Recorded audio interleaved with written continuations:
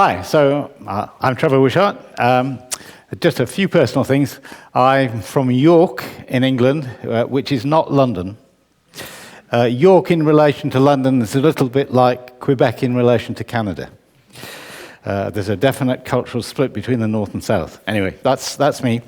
I'm going to talk mainly today about my work with the voice, because the longer piece I'll play tomorrow is Encounters in the Republic of Heaven, which is based on human speech.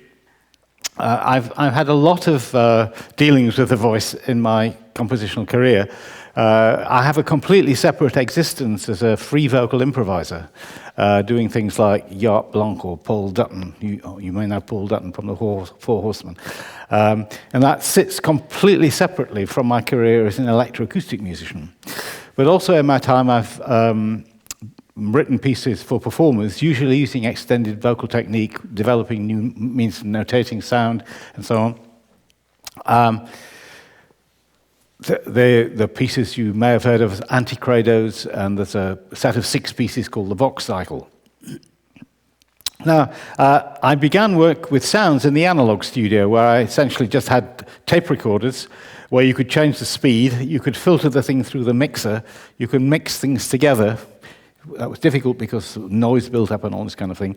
But I was interested in the idea of sound morphing, of transforming one sound into another, and discovered that my voice was the most powerful technology I had, because with the voice you can imitate almost anything.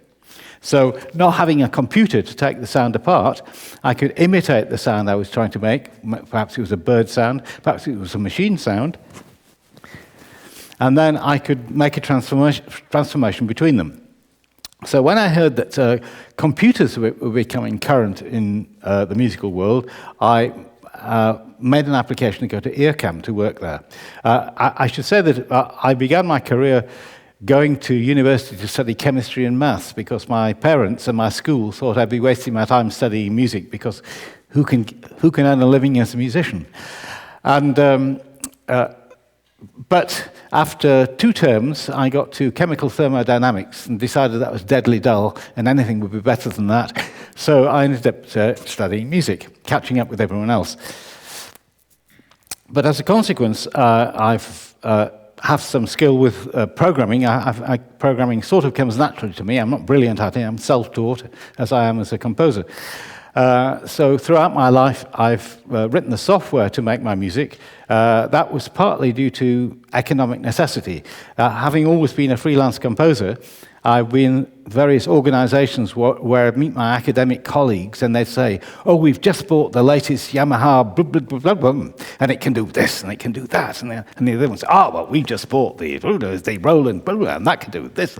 Like, very tedious. So I'd listen very carefully and then go home and think, now, can I write a program to do that?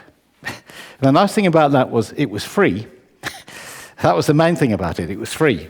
It took time, but it was free. But that means I actually had control over the processes that I was going to use, so I could extend them, break their barriers and things. But if you want to know anything about my software work, please ask me. But I'm going to talk about music now. So I began this journey into manipulating the voice at CIRMMT, making a piece called Vox 5, which, and in fact, the example I'm going to play is exactly the one that Steve mentioned. So this is my voice singing a subharmonic, which is a splitting of the voice. Sort of, this is an octave subharmonic, but I'm singing an octave and a fifth down, using the computer to take it down further, and then morphing that into the sound of bees.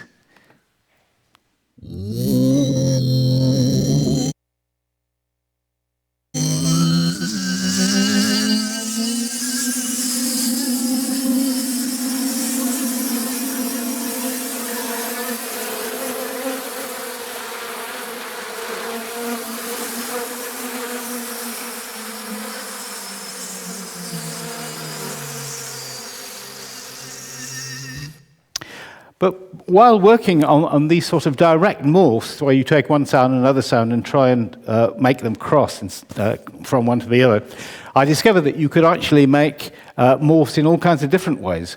In the next example, I'm taking the syllable com, and stretching the spectrum so that it becomes harmonic and eventually bell-like.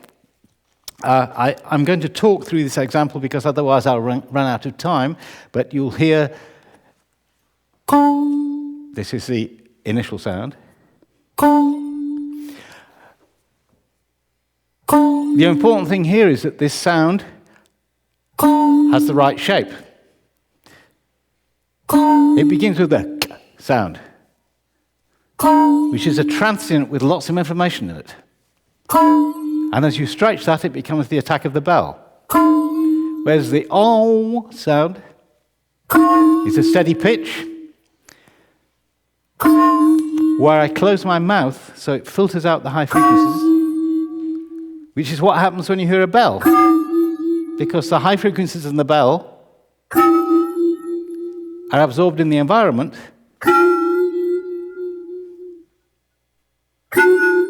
something strange now happens.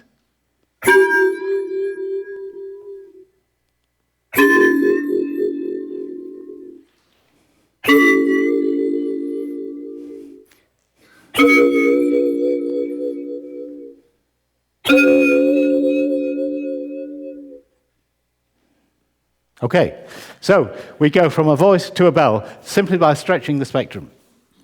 Now, I'm going to skip over my next example. I was going to play you my transformation of Princess Diana. So I made a piece called Two Women, which used the voices of Margaret Thatcher and Princess Diana, and uses various transformation processes, which has become popular in some circles. But I'm going to go on more quickly to making music with speech.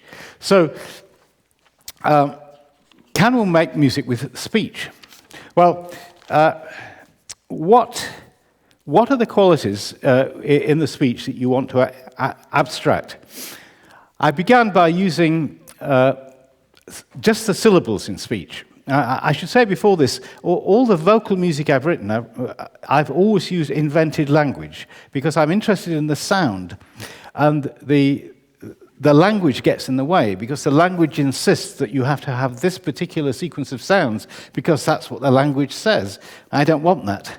I want to be able to control what the sound is. So I'd always invent a language, construct text in this invented language so that it'd have the right structure. For example, in Vox 3, which is a sequence of rhythmic variations which get faster and faster and faster, towards the end, where you're going at a crotchet 192, the only thing you can possibly say is it's not possible to say anything else. Well, perhaps but you can't say anything else. So the language in it is constructed in such a way that it gradually morphs into simply these two syllables. And by the time you're at the end, that's all you can speak with. So my first attempt to work directly with recordings of speech was in a piece called Globalalia. Here, I wanted to capture something about the fact that speech is a fascinating thing that we all share. Of course, it's not quite that simple because we split off into language groups where we don't understand each other, and then into subgroups where we object to each other, and so on and so forth. But if you strip down speech to its sound content, you have quite a small number of sound objects which are used in all the world's languages. Now, I don't really want to get into an argument. You could, if there are any linguists here, you could say there are 500 sounds, you could say there are 2,000 sounds, but there are not millions and millions and millions and millions of sounds as there are if you look at words. There's just this small class of syllables. So my idea was to make a piece out of these syllables.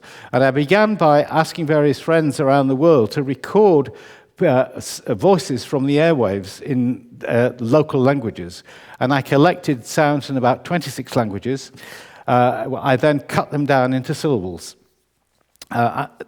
Typically, the way I work, I did this by hand, with a computer, but one at a time. And it's only when I got to the end of editing all this material that I managed to figure out a computer routine, because it's not a simple job to cut the syllables apart. It sounds easy, but in fact, you have to allow for a little bit of overlap between the syllables all the time, or you get clipped syllables. But after having cut all these laboriously, I figured out how to automate the Elhorn process. That's typical of the way I work. I do something, I take ages over it, and then I think, oh, God, I could have automated that, and I write a program, so someone else benefits from it. So the next problem is, well, how am I going to make a piece with these materials, these syllables? So the first thing that's interesting is syllables have different sonic qualities, which suggest different ways of organizing them. For example, syllables, sibilants, sh, so on, can be extended indefinitely in time. So can be moved very nicely in space. You hear them move in space. Then some sounds can be time stretched quite nicely, like the sound ma. You can make a ma, and it sounds more or less like a long ma. But if you take the syllable ka and do the same thing, what you get is ka. You lose this quality of the k, because the k is essentially a transient sound. It depends on the fact that it's a change of state, and once you spread it out in time, you lose that aspect of it. So if you're making a piece with syllables, different aspects of those syllables suggest different way of organizing the material. An important one is iteratives, like I'll come back to that one in a moment. So I could make a piece looking at different groups of syllables. I can make these little studies of these, the use of syllables, ma and r, or p and b, so on. Now, this all sounds very dull. I'll demonstrate in a moment that it's not at all dull, but I needed some musical form to put this together. And I was puzzling about it, and I began reading, and tangentially I came across the idea of a frame tale. Now, frame tale is a story which exists for telling stories. So the Scheherazade story, the Arabian Nights, the 1001 Nights, Scheherazade tells the stories to the Sultan so that she's not executed because he wants to listen to the next story. So the story of Scheherazade is this frame tale, and within the frame tale, stories are told. I thought, yes, we can extend that to music. Let's take a lot of these syllables and make this strange kind of speech theme, and that'll be the frame tale, and that will recur, a little bit like a rondo, with variations throughout the piece. And in between those recurrences, we'll have these little studies of individual syllables. So let's hear one of those. This is the study using p and b, basically, or p, b, po, bo, be, be, all those combinations.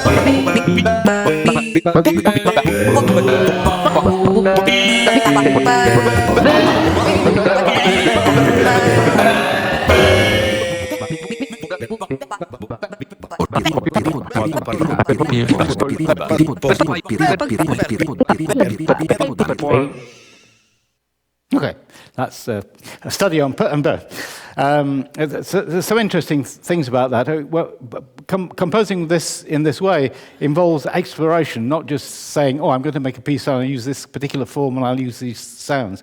It involves playing with the sounds a lot. And one thing I discovered was if you take a p sound and then you time stretch the very end of it so you keep the attack, because speech sounds in general move in pitch. They slide about.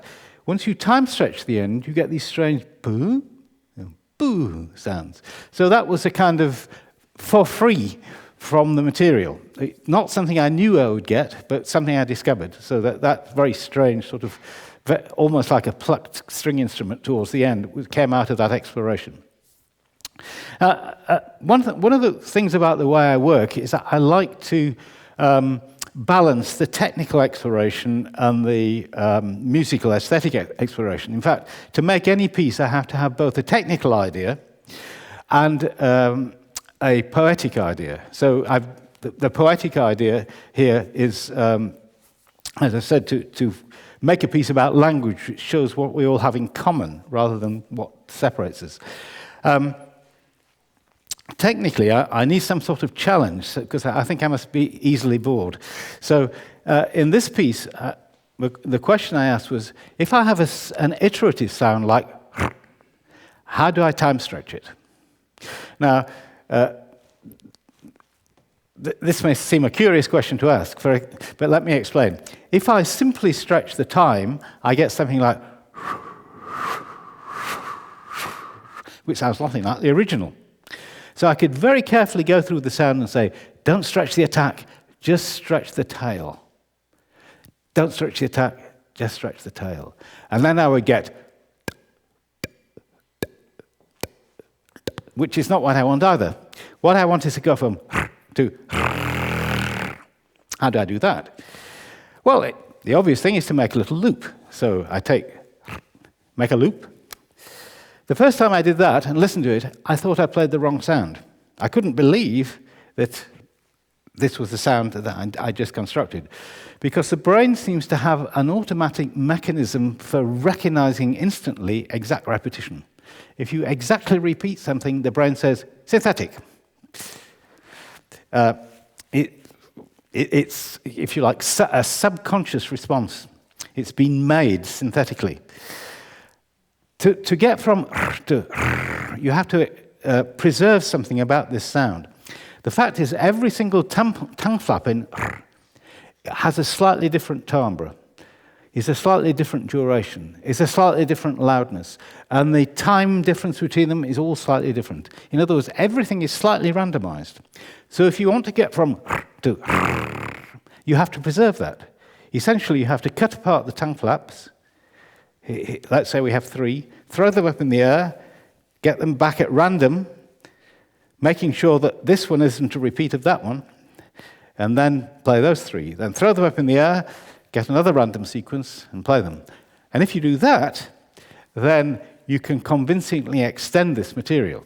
So let me just show that I'm not just bluffing here.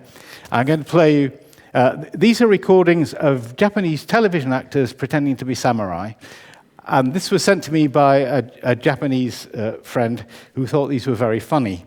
But the point is, to be a samurai, you have to be very macho. So you talk like this. Or even, you talk like this. The deeper, the better. And it's this raspiness that you can capture. So here, what you're going to hear is a recording, an original recording, followed by 2 extensions using this technique, then another original recording, and I think 4 extensions using the same technique.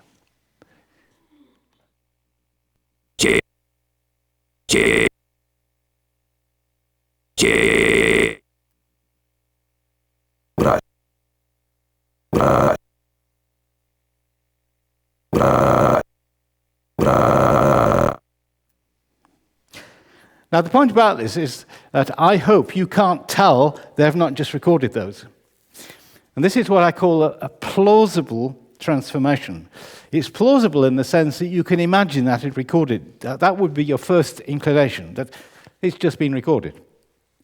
And what I like when I'm working with sounds is to make sounds that are plausible. They might not be plausible in our universe. I think we discussed earlier, you might have recorded them on a distant planet somewhere, but you definitely recorded them. You didn't go into the studio and make them. What I don't want is someone to say, oh yeah, that's patch 367 on, that's that MSP patch that everybody's using. I don't want anybody's attention to be drawn to the technology. I want them to have a sound experience. So I'm interested in this kind of plausibility. But the nice thing is that once you establish this plausibility, you can do implausible things. So once I've convinced you that this is happening for real, I can, for example, make that sound go on forever. Or I can make it change in tempo, become very regular. I can make it, by choosing a filter which is close to the pitch of the material, make it more pitched. I can have different streams of these things which synchronize in time. So I play a little bit of what happens to this material in the piece.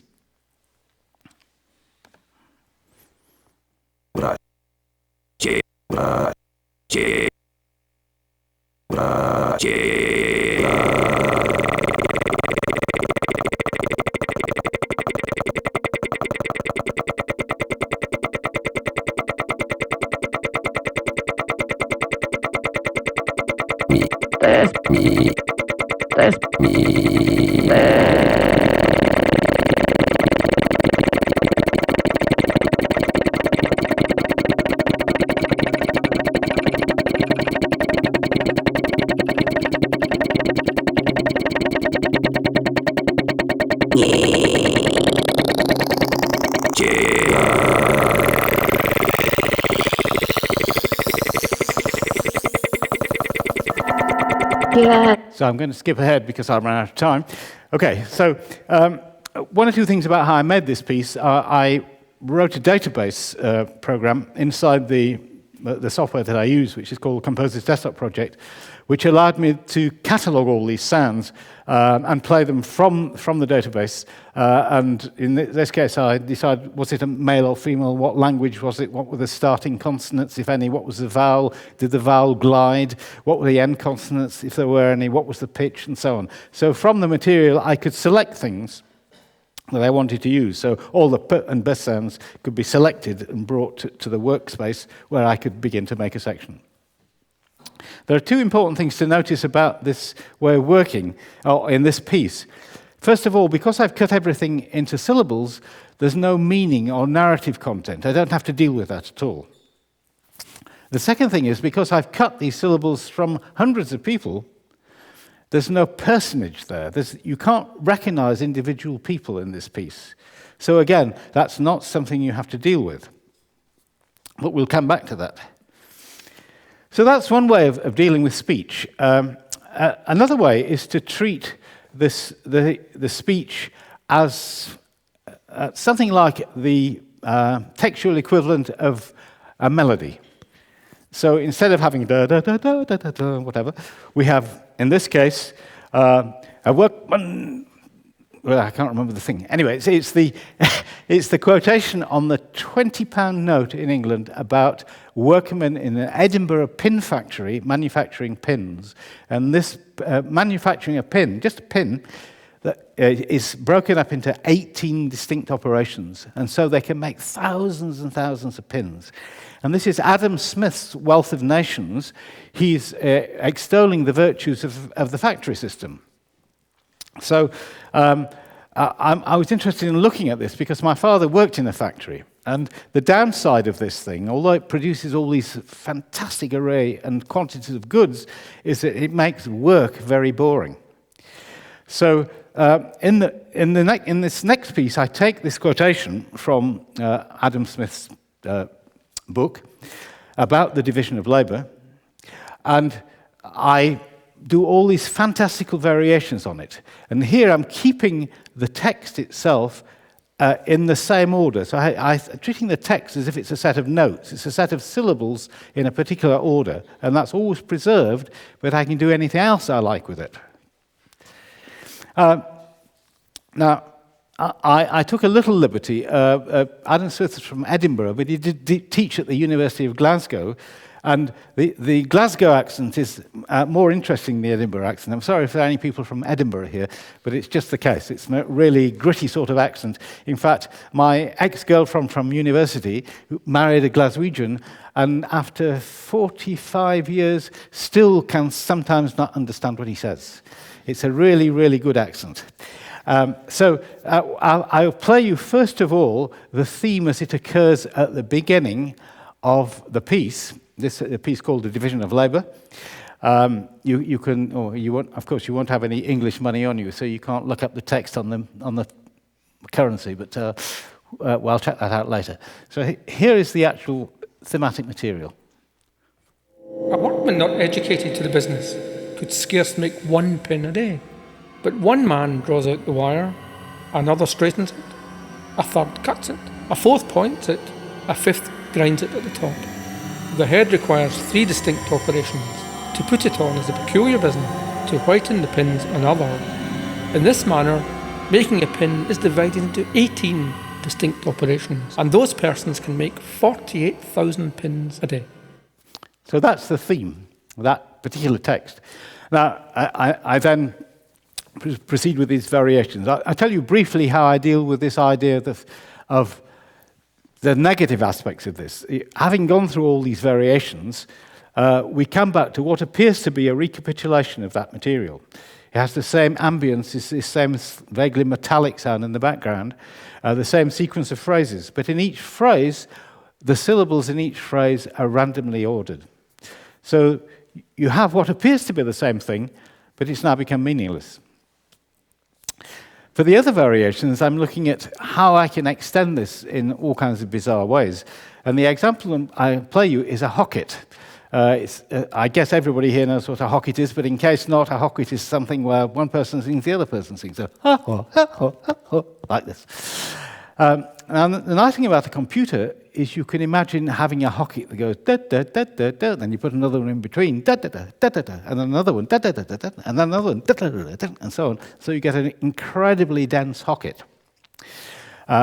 So what I want to do is Hockett this text in this way, about 16 layers deep. Now the problem with doing that with a text is when you're going through it that kind of speed through the Hockett, unless the syllables fall absolutely on the beat, you're going to lose that sense of this Hocketting. And the problem with syllables is, again, going to ka and ma. Ka definitely starts at k. It starts there. Ma, on the other hand, is slightly louder after the beginning. And if you're trying to line things up precisely, you'll find that all the ma sounds sound late. Never mind the y sounds, where the emphasis is towards the end of the syllable. But to make this Hockett, we want everything to line up. So what I did here is I took the syllables and I contracted them in time to about 1/3 of their length, which meant that, for all intents and purposes, the syllable will begin on the beat. And then I made the Hockett.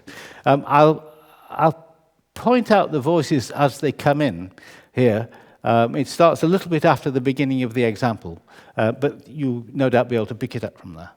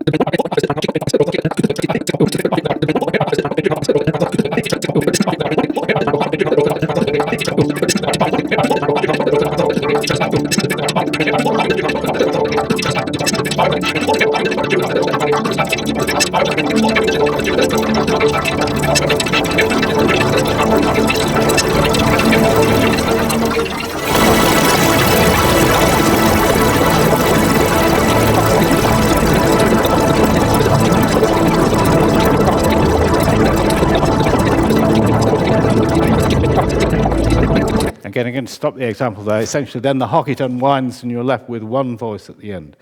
So it's a workman not educated to the business you're hearing in Hockett. Okay, so that's another way of dealing with speech. You can take a piece of speech as your thematic material and work with that.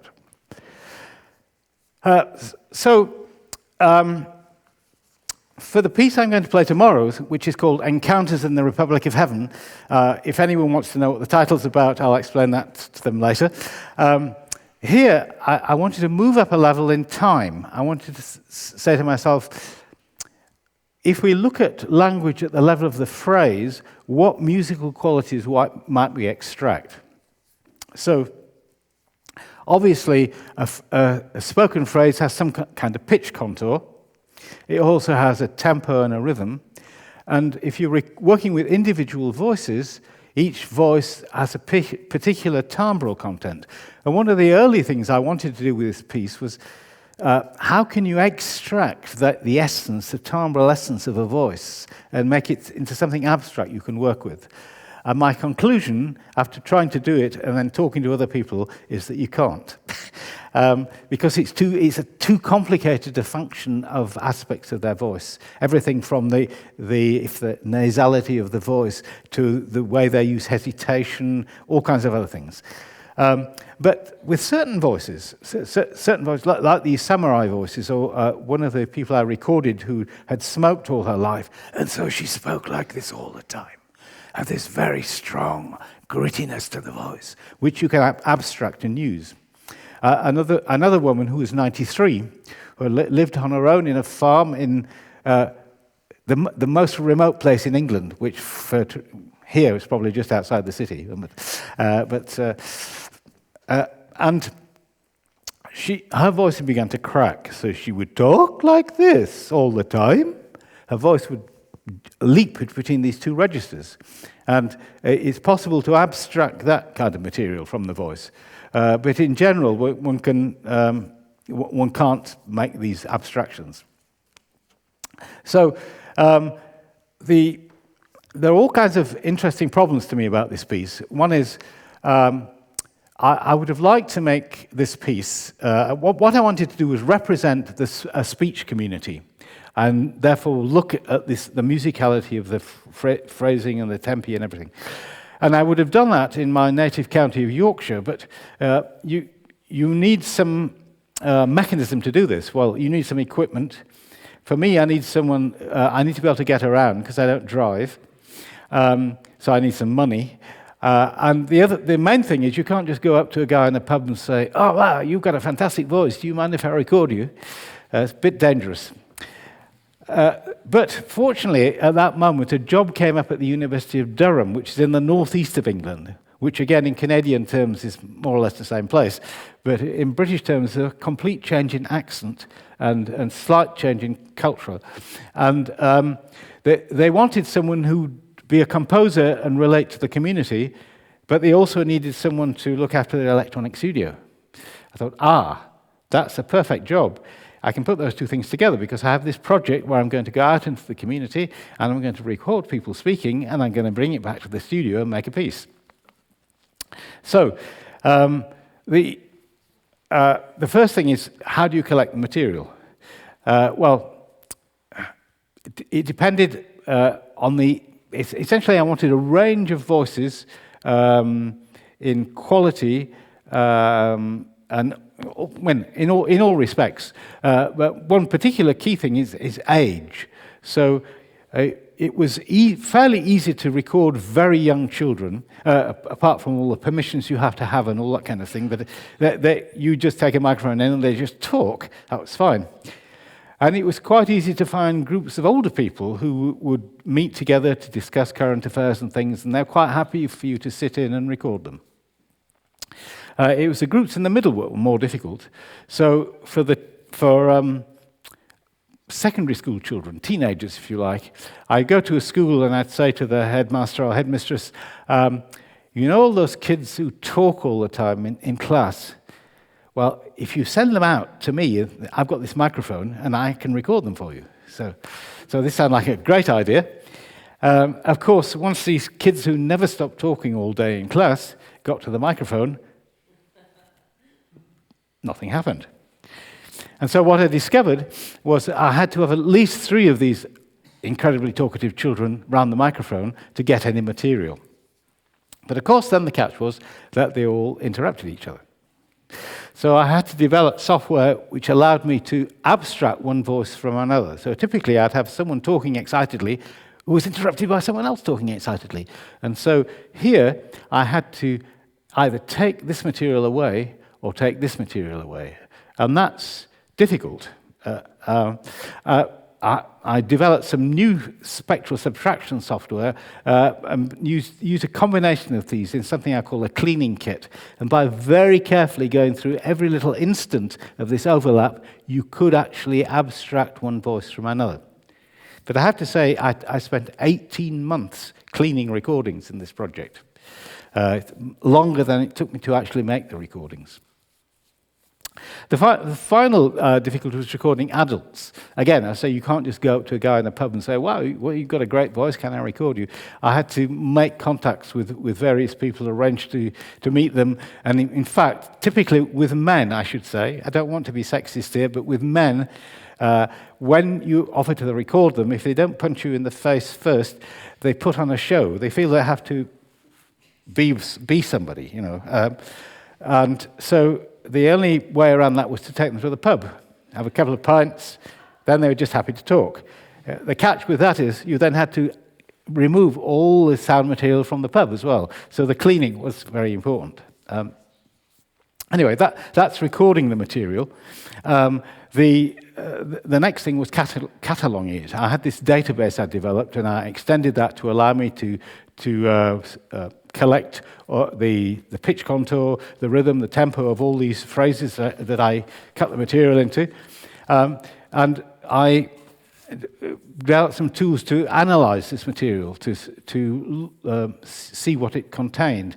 Now, there were some interesting things that came up. For example, about the tempo of speech.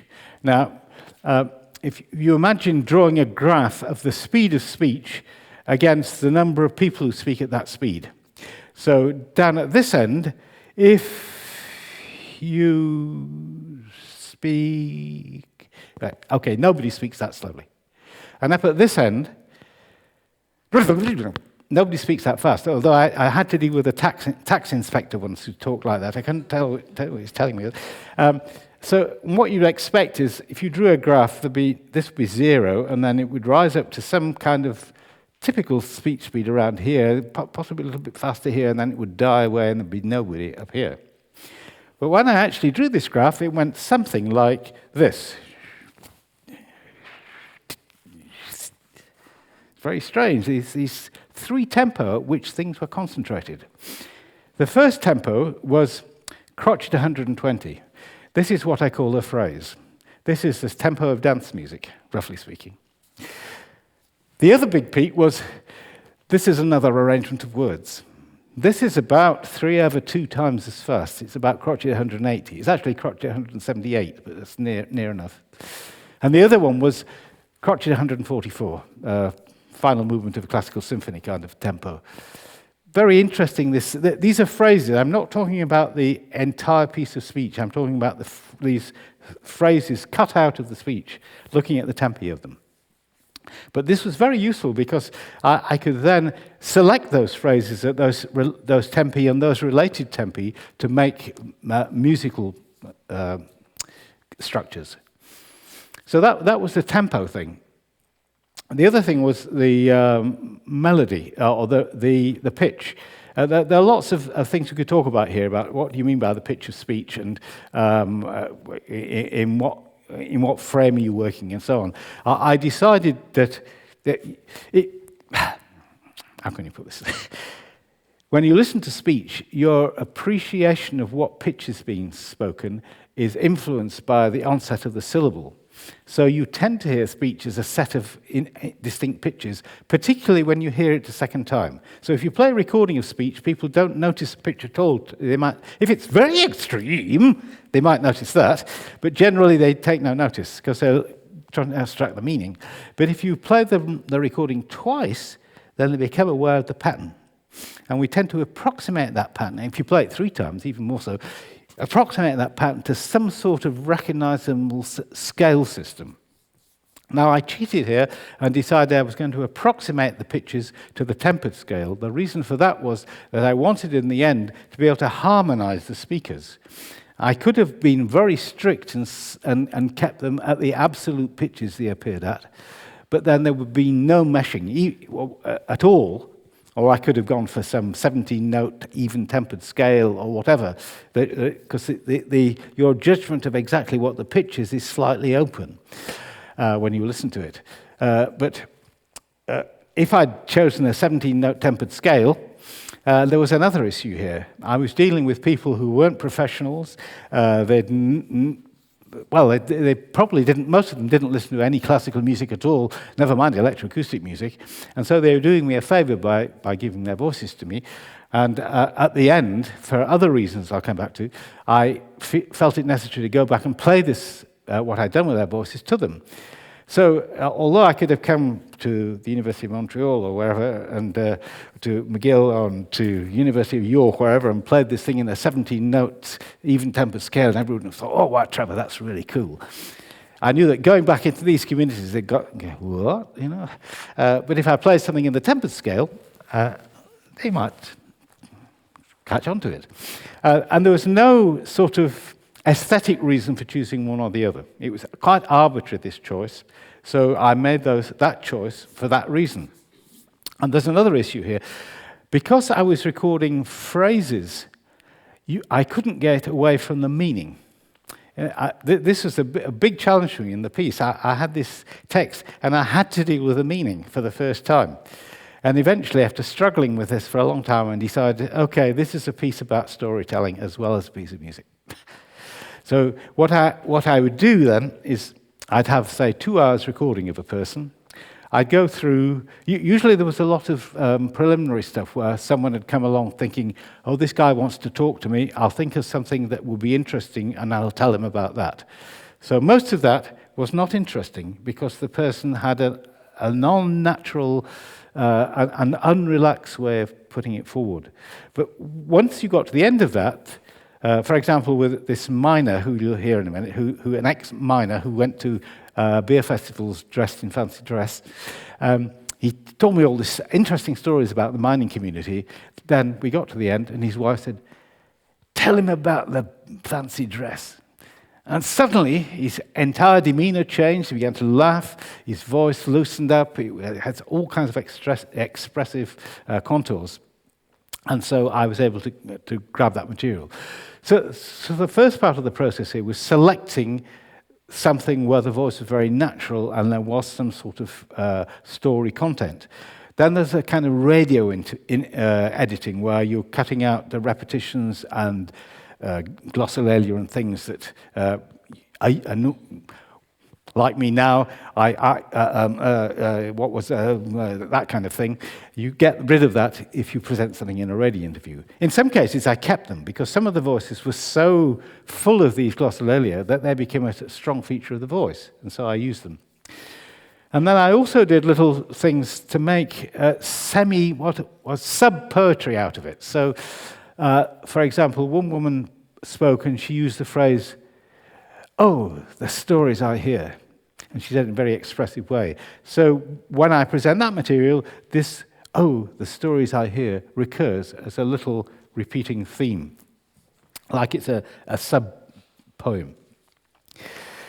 Yes, and also, when I finished my transformations, my work with this material, I took the transformed materials back to the communities and played them to the people I'd recorded, essentially to get their permission, because I felt that I couldn't take their voice away, put it in a concert situation without having their approval. For example, if it's my voice or it's a friend's voice, I can do all sorts of crazy stuff with the voice, stretch it, make it sound absurd and so on. It's all fine. It's part of the contract.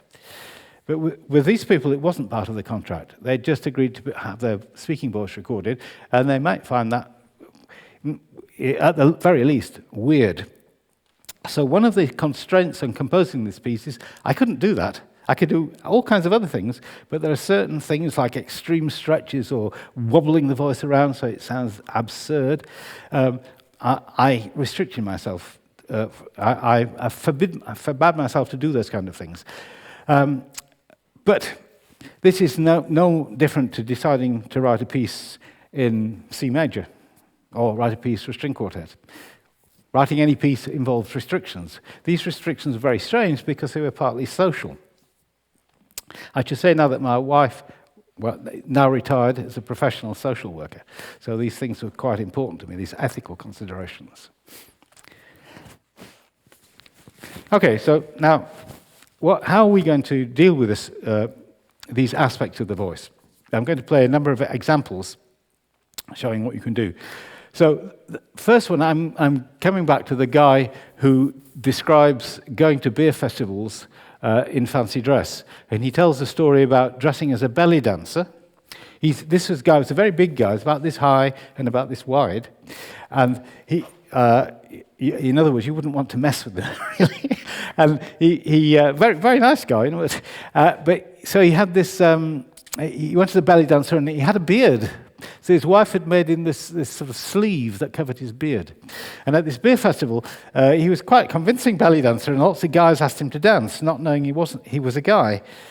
And eventually, he had to go to the toilet. And at this point, you're going to have to take this stuff off, and everyone would realize he was a guy, and he was terrified about this. And so this story is about that. It's an amusing story. And for this, I use a very simplest technique. I've picked out little melodic elements in his voice, and I used a little trio of brass instruments to imitate those melodic motifs. Now, it's a little bit more than the trio of brass instruments. It's not always the same instruments, and sometimes they're multi-tracked. But this is the only example in this entire piece. The piece is about an hour and 15 minutes, all made from the vocal material except for this little bit. So this is a very straightforward way of dealing with the melodic material in a voice. You turn up in fancy dress. And all night I had these lads coming, wanting a photograph took with us and everything. And I had a couple of the blokes up asking us to dance and all this, you see. But it's dark in hell, you see, so it helps. Like. And as the night went on, she was going, "What's the matter with you? What's the matter?" I says, "Well, I want to get out the toilet." We get away at the toilet. But at this beer festival place, they're communal toilets. And I says, "Oh no," I says, "Look, I've got all these blokes coming up and having a photograph took over, you know." I says, "What's going to happen if I get the toilet, like, you know?" And she says, "Oh, get it." So I had to take the yash mac off. So I had to take the yash mac off.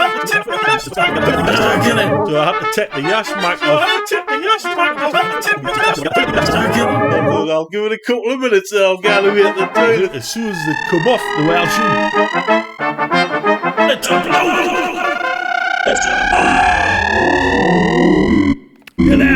We'll cut that short there. Okay. The interesting feature of this particular piece of speech is it's a bloke. The bloke. I could use this iterative extension technique to make it very, very long, and then I could put it through various filtering and other processes to generate what sounds like a stream of bells, which begins to circle the auditorium at the end of the first movement. I should pause here, actually, to say something about the total form of this piece. I skipped over that rather too quickly. I decided that I would make the piece in 4 acts. Each act consists of 4 stories told by either an individual or a set of stories told by children. Each of these is about 2 minutes. In the middle of each act, those are largely in stereo, but not quite. In the middle of each act is material using all the voices in 8 channels, so you're surrounded by this community of voices, and they're treated differently. So in the first act, I deal with the rhythm of their speech. And because I've got these 2 key tempi, 120 and 180, I can select those materials, put these together, and people, by aligning things up, people speak in rhythm. In the second act, I deal with the sonority of speech. Again, through the database, I'm able to go through and look for very common syllables or sounds. One is mem, from memory or remember. Something comes up a lot, so you can generate textures of something which change into textures of some, into textures of some, into textures of s, and so on. So you can have these morphing textures made from this sound. So that's in the second movement. In the third movement, I wanted to work with the pitch material of the voices. And here, again, the database was useful. A lot of speaking is in a very small range. So if you abstract the harmonic field from it, you essentially get clusters. Now, clusters are all very well, but after a time, they get a bit dull. So using the database, I could say, find me pieces of speech which have intervals of at least a minor third.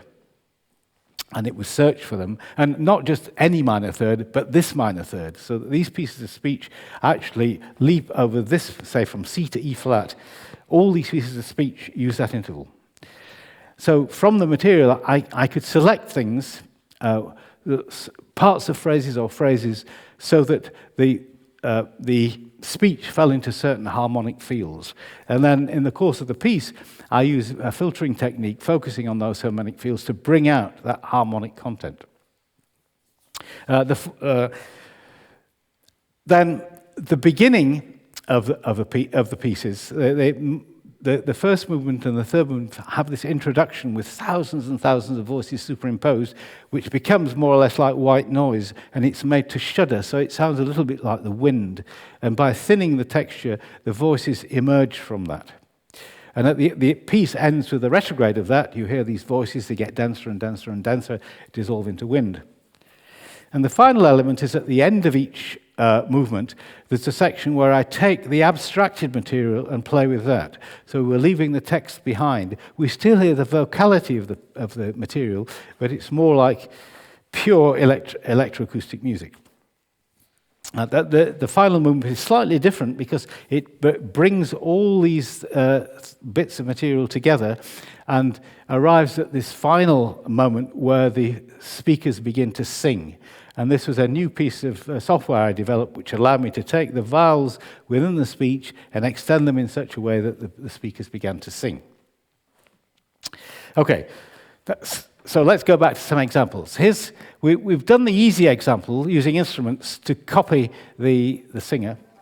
Now, here I'm using filters. I'll just pause it. I'm using filtering to follow the voice. So I have the pitch of the voice. I build a bandpass filter which follows the pitch of the voice, and then I filter the voice with that filter and all the harmonics of that.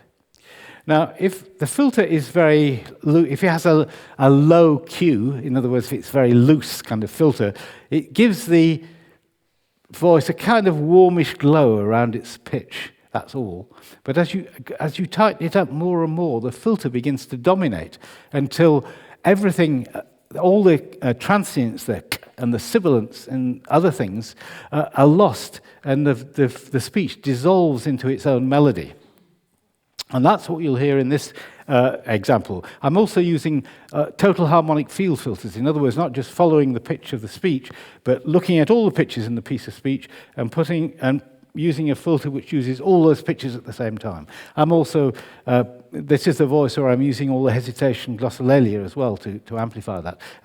Most of my pieces, there are lots and lots of things going on, and I can only talk sort of superficially about the most important processes, but there's always more going on. So here is someone talking about her love of ballet. What excites me, I've come to realise, is movement. I mean, just walking behind someone in the street. Everybody moves, everyone moves differently. They hold their shoulders differently. Gosh, fantastic. I couldn't speak. This is a thing about dance. A thing about dance. Once it's over, that's it. All you're left with is the memory.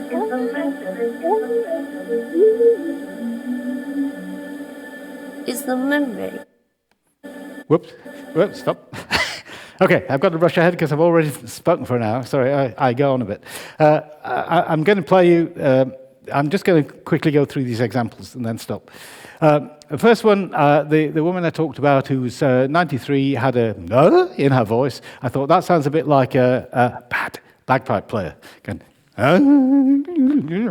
So I'll make a bagpipe out of that. And this is her speaking with this invented instrument. A circular needle is just what it says.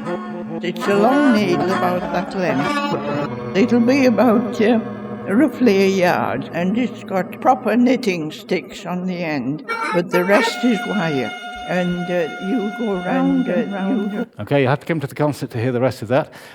The teenage gossip was really interesting, but when they talked, of course, they talked about things that were so embarrassing that if you played them in a concert, all their friends would put them on Facebook or whatever, and their parents would be appalled.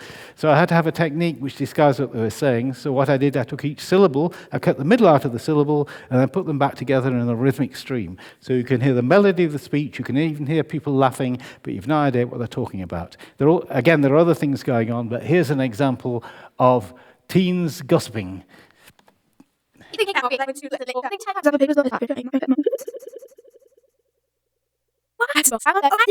Ginger.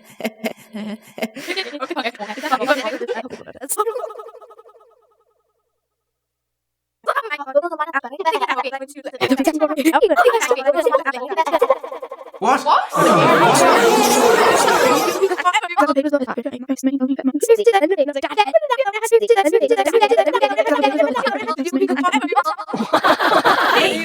Okay, we cut that short. Now one of the people I recorded was an experimental poet. So I felt I could take more liberties with her voice. And here I'm freezing onto the vowels and extending them in an unnatural way. She's talking about this crazy names that people give to their children. On the metro there was another young mum got on with her little boy, and he was swinging round, and she said, "Heathcliff, come here." And I've met two Shiaras instead of Shearer, Shiara, and Clayton. Clayton, come here. Heathcliff, come here. Instead of Shearer, Shiara. Clayton, come here. Heathcliff. And I remember the whole punk era, that whole kind of ethos about that anybody could pick up an instrument. It didn't matter if you were crap. Heathcliff, you know, as long as you had something you wanted to say. Heathcliff, come here. Heathcliff. And it kind of had that whole democracy element. Okay, we'll rush forward. Here is a little bit where I've taken the 93-year-old woman and this experimental poet's voice and abstracted the material. So this gives you some idea of what the finales of these acts sound like. This is just an example. Oops. Start it play.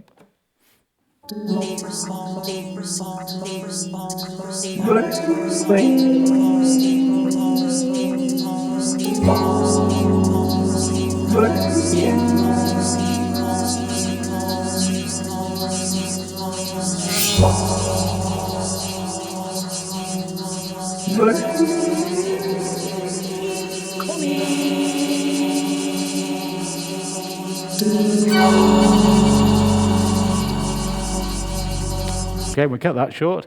Here's a little bit of putting things together so that they rhythmically coordinate. This is an example contract. This is an 8-channel piece. It's all around you.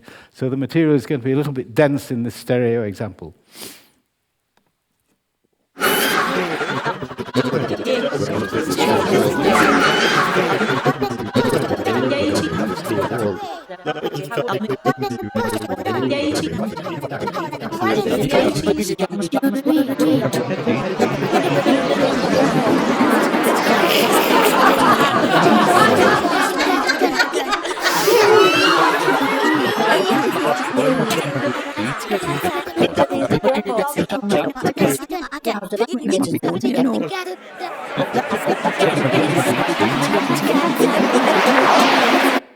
And I should stress here that this is taken directly from the material. I'm not synchronizing these things to my own pulse. I'm just putting them together as they were for real. And finally, where they burst into song. And then I'll stop and see if you have any queries or questions or comments or criticisms.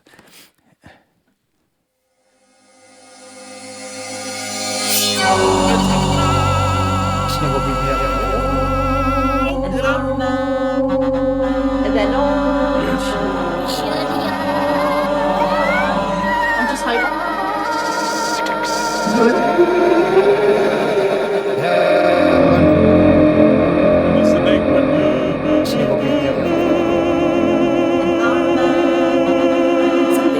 Okay, there's a little glimpse of that. You hear it in the concert. Now, I'm going to stop in 1 minute. I was going to tell you about the other piece, because the other piece is completely different. The sounds are generated from scientific data. There's no sounds to begin with. I have to figure out what sounds I want. So the way of approaching the material is utterly different.